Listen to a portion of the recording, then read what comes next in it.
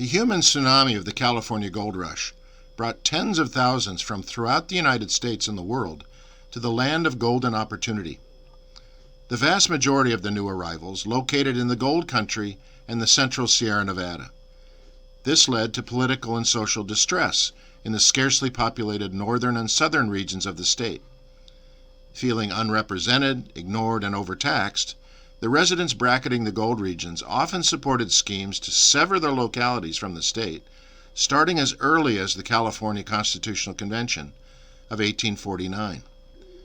There was even in the gold country the Great Republic of Rough and Ready, which seceded from the nation from April to July 1850, and then rejoined the Union, it thought. They found out later that officially, Rough and Ready was still seceded from the Union until 1948, when it applied for a post office and found out it was still considered a separate nation.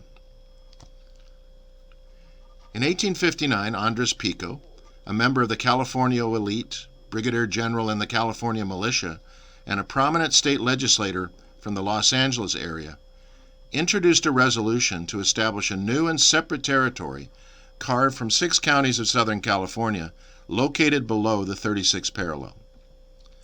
Refined in committee, the legislation entitled, quote, "An Act Granting the Consent of the Legislature to the Formation of a Different Government for the Southern Counties of the State," unquote, called the new province the Territory of Colorado, and would not require only approval by the state legislature, but a plebiscite by those living in the area.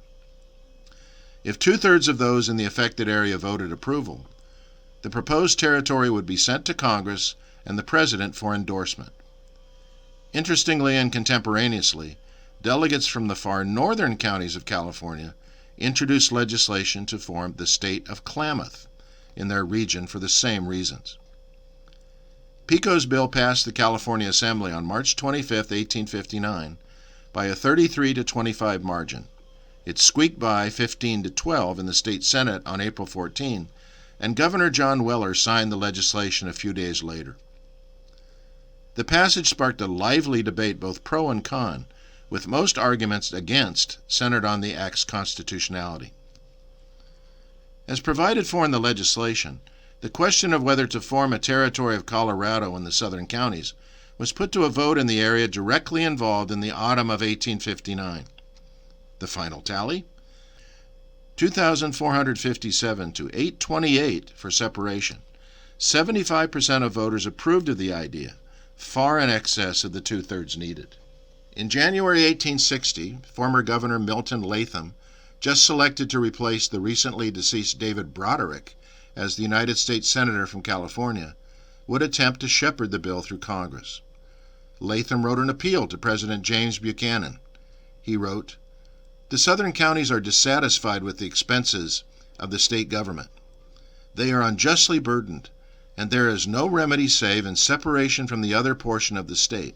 In short, that the union of Southern and Northern California is unnatural," unquote. But Latham's advocacy fell on deaf ears.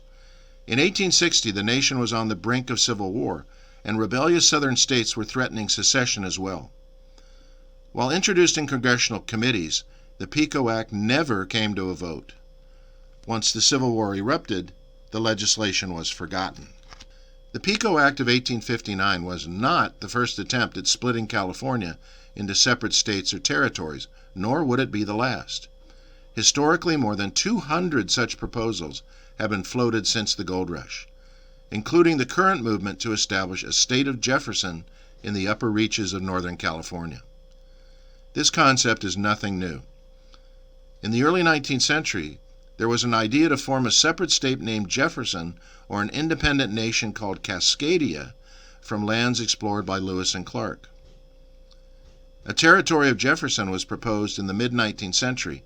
It was roughly the size and in the location of the present state of Colorado.